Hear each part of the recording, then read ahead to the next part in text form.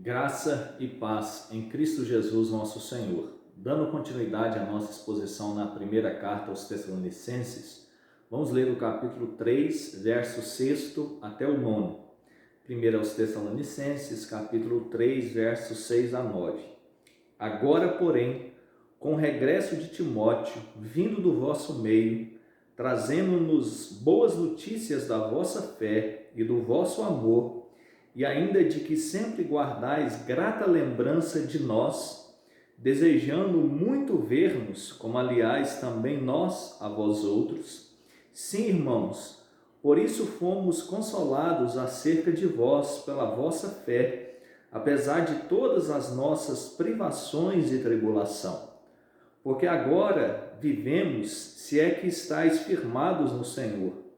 Pois que ações de graças podemos tributar a Deus no tocante a vós outros, por toda a alegria com que nos regozijamos por vossa causa diante do nosso Deus. Oremos. Deus amado, Deus bendito, Deus de Abraão, de Isaque e de Israel, rogamos que o teu Santo Espírito, que inspirou os autores bíblicos, nos conduza a toda a verdade nesse momento.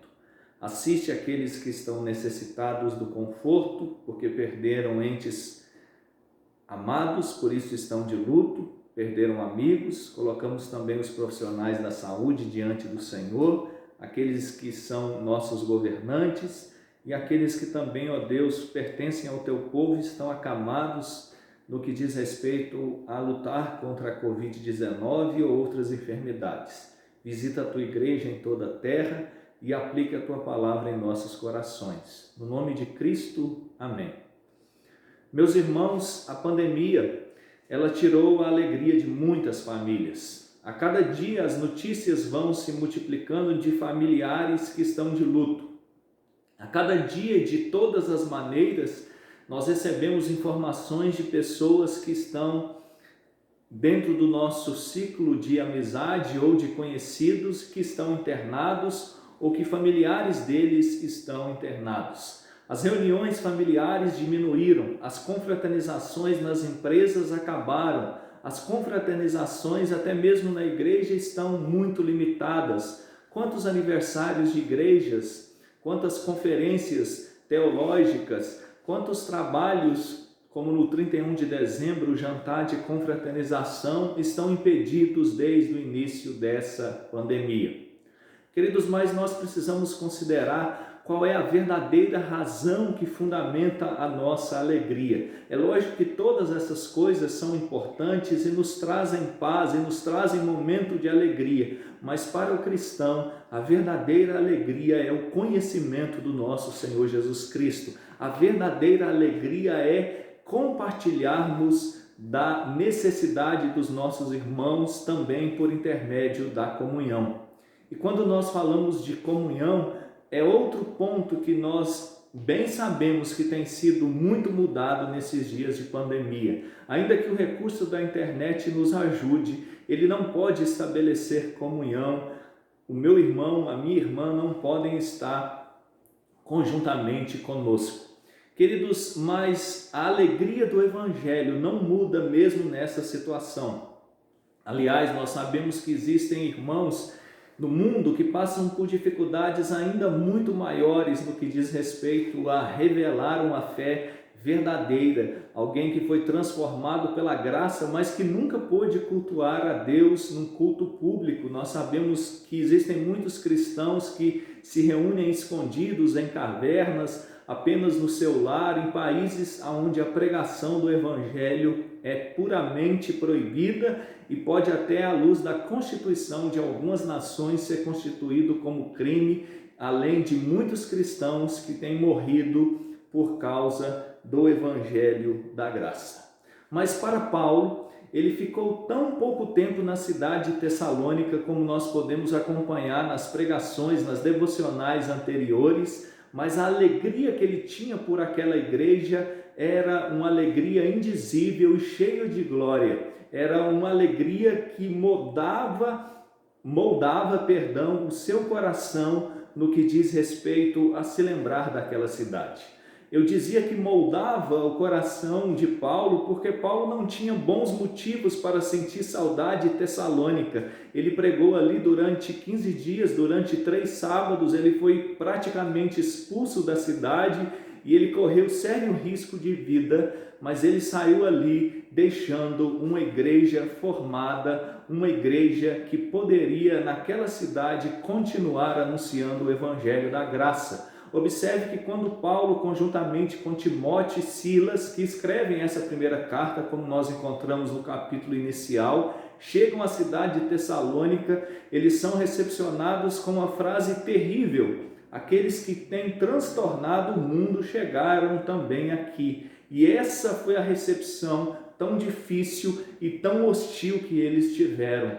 Mas Paulo plantou uma igreja. Paulo pôde pregar o evangelho ali, ainda que muito pouco, durante poucos dias, mas a graça de Deus regenerou muitos corações. Paulo desejou, como você encontra no verso 18 do capítulo de número 2, estar naquela igreja mais de uma vez e ele foi impedido por Satanás. Mas então ele manda o jovem pastor Timóteo, companheiro de Paulo durante tanto tempo, a quem Paulo escreveu a sua última carta, aquele que Paulo chamava de filho na fé, aquele que em Filipenses Paulo diz que tinha um caráter provado.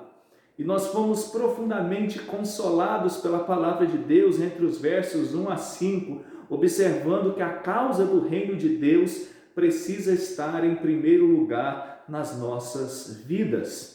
Então, queridos, entre o verso de número 6 e o versículo de número 9 desse capítulo de número 3, nós temos os resultados daquela viagem que Timóteo fez. E à luz de tudo que eu já disse até o presente momento, eu gostaria que nós meditássemos sobre o seguinte tema: os frutos do amor cristão. Mas esse não é um amor efêmero, mas esse é um amor verdadeiro, um amor fundamentado no Evangelho, um amor fundamentado na pessoa de Cristo Jesus. Os frutos do amor cristão. Em primeiro lugar, o amor cristão produz consolação escriturística. O amor cristão produz consolação escriturística. Olha o que diz os versos 6 e 7. Eu vou ler primeiro 6, vou fazer uma exposição do mesmo e assim indo versículo a versículo. Agora, porém, com o regresso de Timóteo, vindo do vosso meio, trazendo-nos boas notícias da vossa fé e do vosso amor, e ainda de que sempre guardais grata lembrança de nós, desejando muito ver-nos, como aliás também nós a vós outros. Queridos, a verdade é que esse 6º verso, ele já tem tantos recursos teológicos, práticos, doutrinários, que seria suficiente apenas para que nós meditássemos durante muito tempo. Mas Paulo então ele começa dizendo sobre o regresso de Timóteo, vindo de Tessalônica, trazendo boas notícias. Quando nós pegamos essa expressão na língua original grega, boas notícias, literalmente, uma tradução bem literal do grego seria o seguinte, abre aspas, ele evangelizou a nós a vossa fé. Ele evangelizou a nós a vossa fé. Então o apóstolo Paulo ele diz que Timóteo chegou dizendo que a fé daquela igreja era uma fé operante, era uma fé frutífera, era uma fé que caminhava em busca de crescer no conhecimento de Deus. Retornando ao capítulo de número 2, versículo 1, a Escritura diz: porque vós, irmãos, sabeis pessoalmente que a nossa estada entre vós não se tornou infrutífera, mas apesar de maltratados e ultrajados em Filipos, como é do vosso conhecimento, tivemos ousada confiança em nosso Deus para vos anunciar o Evangelho de Deus em meio a muita luta. Quando lemos o capítulo 16 de Atos dos Apóstolos, a narrativa do início da igreja em Filipos pelo médico Lucas, que escreveu o livro que leva o seu nome, o Evangelho de Lucas, e também Atos dos Apóstolos, e Atos 17 também no que diz respeito ao início da igreja de Tessalônica. Foram 2 igrejas que na segunda viagem missionária iniciaram-se, e foram igrejas que se iniciaram com muita perseguição. Mas mesmo assim, Paulo diz que a estadia dele em Filipos não foi infrutífera, que a estadia dele também, no que diz respeito a Tessalônica, não foi uma estadia infrutífera. E agora Timóteo regressa de Tessalônica e Paulo diz que ele conheceu através de Timóteo as boas notícias da fé. Era uma fé operante. Queridos, como tem sido a nossa fé em meio à pandemia? Como que nós temos assistido aos mais necessitados, como nos orienta as Escrituras? Como nós temos nos apresentado diante de Deus através do jejum, através da oração? Como nós temos nos colocado diante da palavra de Deus? Mas não apenas no que diz respeito à pandemia, mas no que diz respeito à nossa caminhada cristã. Será que a nossa fé tem sido frutífera? As boas notícias da vossa fé e do vosso amor. Paulo então diz o seguinte, que Timóteo relatou, Paulo escrevendo, que ela não era apenas a igreja de Tessalônica, uma igreja que foi plantada em apenas 3 dias que Paulo pregou, em apenas 15 dias, uma igreja que tinha o evangelho sendo demonstrado pela santificação, mas era uma igreja amorosa. Queridos, a igreja de Éfeso, a quem o Senhor Jesus Cristo escreve uma das conhecidas 7 cartas do Apocalipse, era uma igreja ortodoxa, era uma igreja que guardava bem as doutrinas fundamentais do Evangelho e outras doutrinas também de suma importância, mas a ortodoxia da igreja não era compatível com a ortopraxia. A igreja não era uma igreja amorosa. Aqui você encontra na igreja modelo de Tessalônica uma igreja amorosa e uma igreja bem doutrinada. E ainda que sempre guardais grata lembrança de nós. Observe outro motivo aqui de profunda consolação. O primeiro é que era uma igreja bem fundamentada teologicamente, doutrinariamente, era uma igreja amorosa. E agora é ainda uma igreja que mostrava o quê? Saudades do apóstolo Paulo. Queridos, qual é o seu sentimento com a liderança da sua igreja? Qual é o seu sentimento em relação aos presbíteros, aos diáconos, ao pastor? Qual é o sentimento que você tem pelos pastores que pastorearam a sua vida no passado, pelos presbíteros que te pastorearam no passado, pelos diáconos que cuidaram de você? O diácono é o pastor da misericórdia na igreja. Queridos, nós temos visto quantas famílias têm visto seus jovens, seus adolescentes saindo da igreja, e muitas vezes isso está associado também de quanto eles ouviram os seus pais, os seus tios, os seus avós falando mal dos líderes eclesiásticos, falando mal dos pastores da igreja, falando mal dos presbíteros da igreja. E eu não quero de nenhuma maneira aqui participar de alguma maneira daquilo que a Escritura diz que é pecaminoso, e muitas vezes nós sabemos que é praticado sim por líderes eclesiásticos. Líderes eclesiásticos são pecadores e podem errar, mas a Escritura diz que eles velam pela nossa alma. O autor aos Hebreus, no capítulo 13, verso 7, verso 17, diz que nós devemos imitar a fé que eles tiveram. Observe como essa igreja teve um contato de 15 dias com o apóstolo Paulo e imitava o amor e a lealdade dele pelo Evangelho.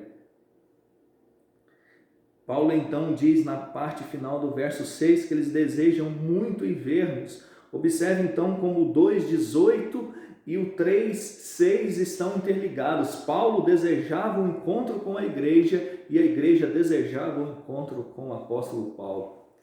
Ah, queridos, que coisa gloriosa vai ser quando essa pandemia estiver findada e então, sem limitações, a igreja, o povo da aliança, o povo de Deus poder novamente se reencontrar indistintamente e poder desfrutar da comunhão cristã. Diz então o verso 7, sim, irmãos, por isso fomos consolados acerca de vós, pela vossa fé, apesar de todas as nossas privações e tribulação. Paulo estava em Corinto. Se você ler o capítulo 18 de Atos dos Apóstolos, é a continuação justamente da segunda viagem missionária, onde tem a formação da igreja de Filipos, a igreja de Tessalônica, que depois recebe 2 cartas, Filipos recebe uma, Corinto recebe 2. Você vai ver quantas perseguições Paulo também passou em Corinto, quantas privações grandes mesmo, ao ponto de Áquila e Priscila o ajudarem no que diz respeito a ele ter um teto para dormir, um teto para descansar. Mas em meio a todas essas circunstâncias, a Escritura diz no versículo 7 que Paulo foi consolado pela fé da igreja de Tessalônica. Queridos, será que nós temos sido consolados pela fé que o nosso irmão tem demonstrado? Não estou dizendo apenas do nosso irmão no que diz respeito à família da fé, mas será que nós temos sido consolados pela fé da nossa esposa, a esposa pela fé do seu marido, o marido pela fé do seu filho, o filho pela manifestação da fé do seu pai, o avô do neto, o neto do avô? Qual tem sido a maneira recíproca como a santificação dos crentes tem confortado uns aos outros? E quando nós pensamos de conforto, quando nós precisamos pensar em consolo, sempre, mas nos dias da pandemia, se nós abrirmos, na verdade, a janela da nossa casa, é fácil encontrar alguém necessitado em meio a esse momento de pandemia. As juntas diaconais nunca têm recebido, como nos nossos dias, pedidos de famílias de cesta básica, de assistência, de remédios. Quantas e quantas juntas diaconais e conselhos têm efetuado pagamentos de conta de água, de conta de luz? Gente que está passando necessidade. Mas, queridos, o que mais consola o nosso coração é a fé que nós podemos compartilhar na vida dos nossos irmãos, o fruto do amor cristão. Claro, nós temos que agir também de maneira filantrópica em alguns momentos, mas nós precisamos também demonstrar o amor pelo Evangelho. Observe aqui que o grande ponto é, no verso 7, a boa notícia da fé e o consolo produzido pela fé no verso 7. Paulo ele foi consolado pelo amor da igreja, Paulo foi consolado pelo desejo da igreja de vê-lo, que era recíproco, Paulo foi consolado porque a igreja era amorosa, mas o que mais consolou Paulo é que ela era uma igreja sólida doutrinariamente. Olhe para a sua igreja, olhe aonde você estuda as Escrituras. Será que a sua igreja se enquadra no padrão de uma igreja sólida no que diz respeito ao conhecimento da palavra? Mas em segundo lugar, os frutos do amor cristão é o tema desta mensagem. Eu queria destacar o seguinte: o amor cristão produz vivificação escriturística.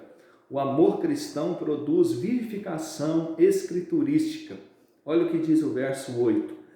Porque agora vivemos, se é que estáis firmados no Senhor. Porque agora vivemos, se é que estáis firmados no Senhor.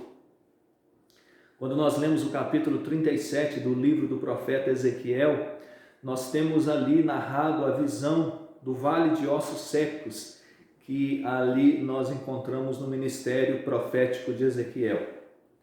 Queridos, e então Ezequiel ele foi levado pelo Espírito do Senhor, pelo Espírito Santo, a um vale de ossos sequíssimos.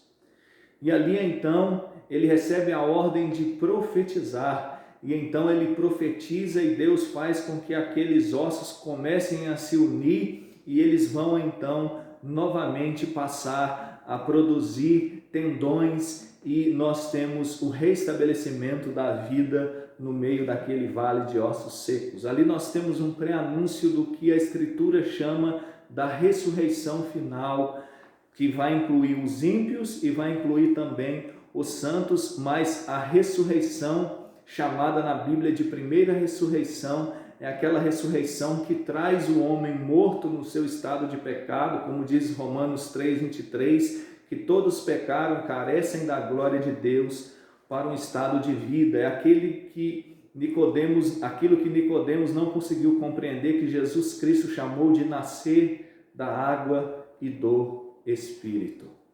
Queridos, então nós fomos ressuscitados e um dia nós seremos ressuscitados plenamente quando o nosso corpo corruptível se revestirá de incorruptibilidade e nós estaremos para sempre com o Senhor. Já no que diz respeito à ressurreição corpórea e final dos ímpios, eles só terão o seu corpo numa condição de não ser destruído, mas pelo contrário, o corpo deles será queimado por toda a eternidade no inferno. Eles vão desejar a morte e a morte não os encontrará no que diz respeito à pele, ao corpo, aos ossos serem totalmente consumidos pelo fogo do inferno. Que coisa terrível! Mas aqui Paulo diz, porque agora vivemos, se é que estáis firmados no Espírito. A expressão aqui para vivemos, fazendo uma tradução literal, significa um sopro de vida para nós. Paulo então está dizendo que ao saber da fé da igreja de Tessalônica, ao saber do amor da igreja, ao saber do amor da igreja de Tessalônica, ele teve um sopro de vida. Querido, será que nós temos tido um sopro de vida ao vermos outras pessoas sendo transformadas pelo Evangelho? Será que nós temos tido paixão verdadeira pelas almas perdidas? Será que nós temos tido amor por ver o desenvolvimento da fé daqueles crentes que têm caminhado conosco? O apóstolo Paulo, ele plantou muitas igrejas, ele evangelizou muitas pessoas.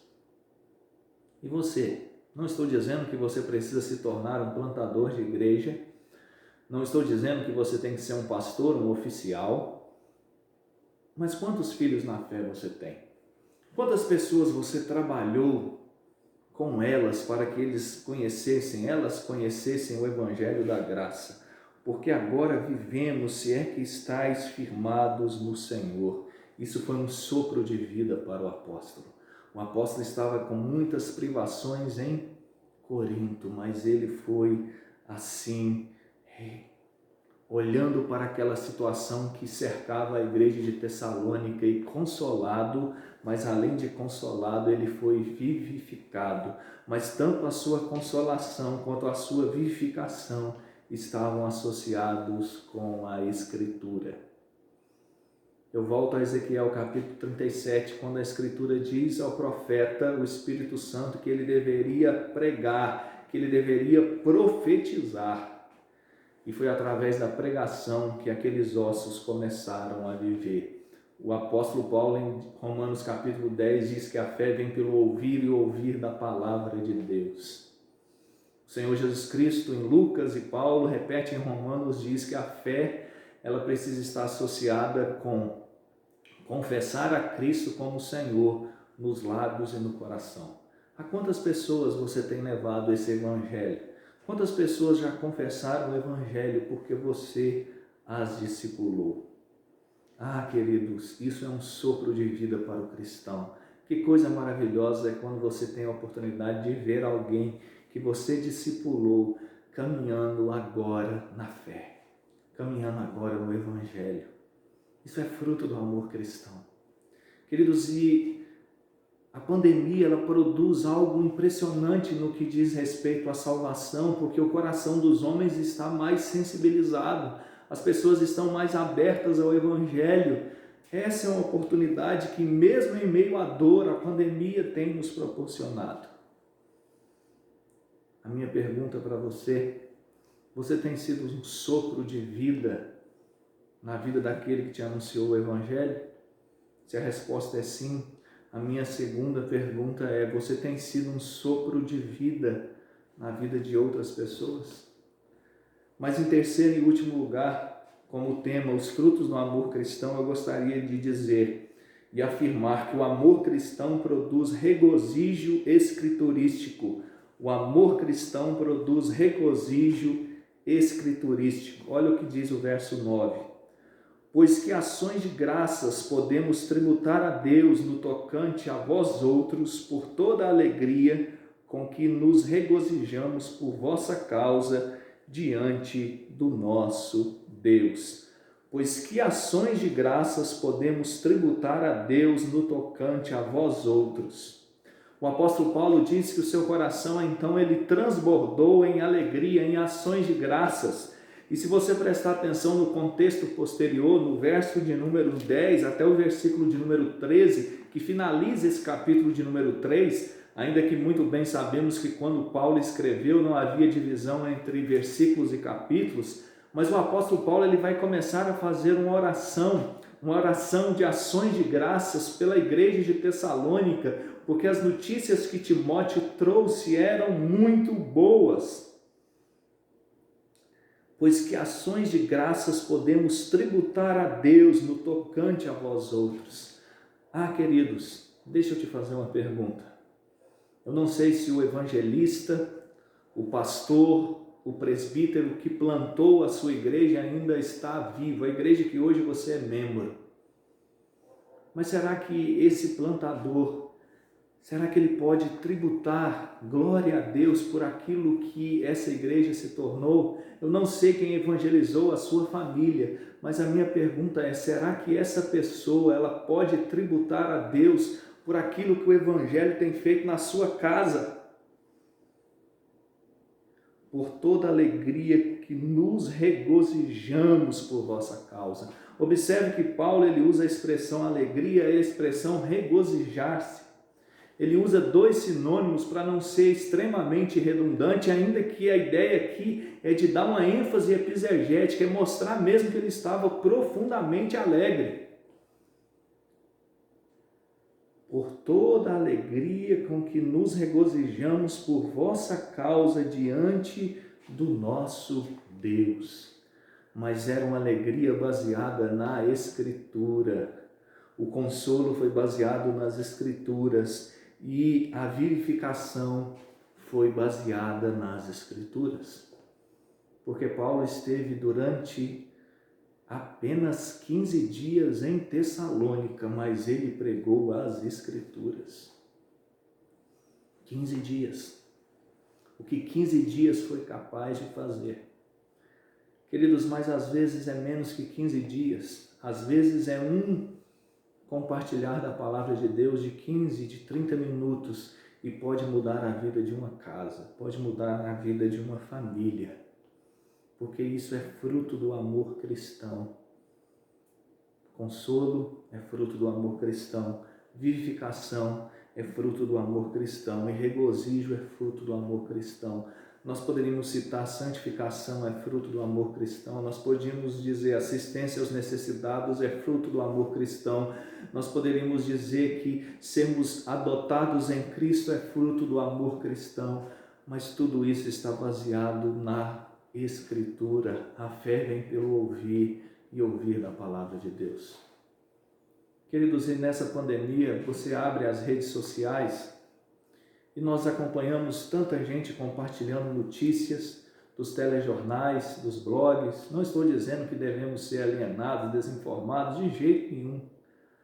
Mas você já compartilhou quantos trechos das Escrituras? Você já compartilhou quantas pregações? Você já compartilhou quantos versículos? Você já compartilhou quantas devocionais? Às vezes as pessoas se preocupam em compartilhar tantas coisas a respeito dos governantes, da vacinação. Tudo isso é de suma importância, mas às vezes aquilo que é mais essencial do que qualquer outra coisa na nossa vida pode ser esquecido. Paulo só teve 15 dias em Tessalônica. Eu não sei se você se lembra, quando nós começamos a exposição na primeira carta aos Tessalonicenses, se você retornar no canal, o tema daquela mensagem, daquela devocional é o que a graça de Deus pode produzir em 15 dias. A graça de Deus produziu uma igreja forte teologicamente, uma igreja forte no amor, uma igreja forte na compaixão, uma igreja forte na santificação, uma igreja forte no amor para com o seu fundador, para com o apóstolo Paulo. O que a graça de Deus pode produzir se você compartilhar a palavra de Deus? Ela pode compartilhar,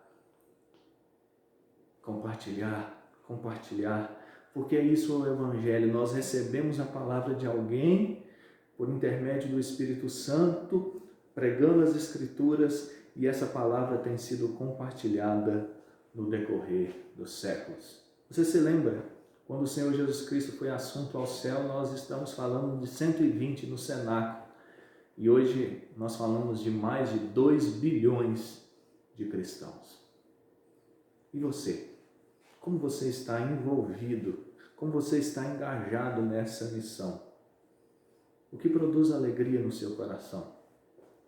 Eu falei de confraternizações no início dessa mensagem, que elas voltem, que a vacina possa se multiplicar, que o contágio diminua e acabe, se possível. Deus é poderoso para isso e nós temos que orar por isso. Mas que a alegria do Evangelho não falte a mim e a você. Vamos orar e pedir que Deus assim nos abençoe. Deus amado, Deus bendito, Deus de Abraão, de Isaac, de Israel, Deus da aliança, Deus que produz alegria em toda e qualquer situação. Obrigado pela oportunidade de compartilhar do Teu Evangelho. Pedimos que o Senhor nos abençoe ao guardarmos o dia do Senhor com reverência e com santo temor. Te pedimos que o Senhor visite os profissionais da saúde, o Senhor abençoe os nossos governantes, abençoe assim também as nossas igrejas, os seus líderes eclesiásticos. Ó Deus, obrigado por aqueles que compartilharam conosco da Tua palavra. Fica conosco. Visita o nosso país com a Tua misericórdia, o nosso presidente, o nosso vice-presidente, os nossos deputados federais, estaduais, ó Deus, os nossos senadores, os nossos prefeitos, governadores, vereadores, ó Deus, que no meio da liderança constituída o Senhor possa, ó Deus, assim por compartilhar através da Tua igreja, da Tua palavra, ó Deus, produzir regenerações para que também tenhamos uma nação temente à Tua palavra. Fica conosco. Te pedimos, ó Deus, que a Tua palavra possa produzir no nosso coração os frutos do amor cristão, que são tantos como podemos, ó Deus, observar esses três nesses versos que acabamos de estudar. É assim a nossa oração, no nome amado, bendito e glorioso de Jesus, aquele que vive e reina pelos séculos dos séculos, nosso Redentor amado. Amém. E agora, irmãos, que a graça do nosso Senhor e Salvador Jesus Cristo, o amor de Deus, o nosso Pai, e que as sempre ricas e fraternais consolações do Santo Espírito de Deus possam estar sobre sua vida, sobre a sua família, sobre todo Israel de Deus, hoje e para todos sempre. Amém. Que Cristo exaltado assim nos abençoe.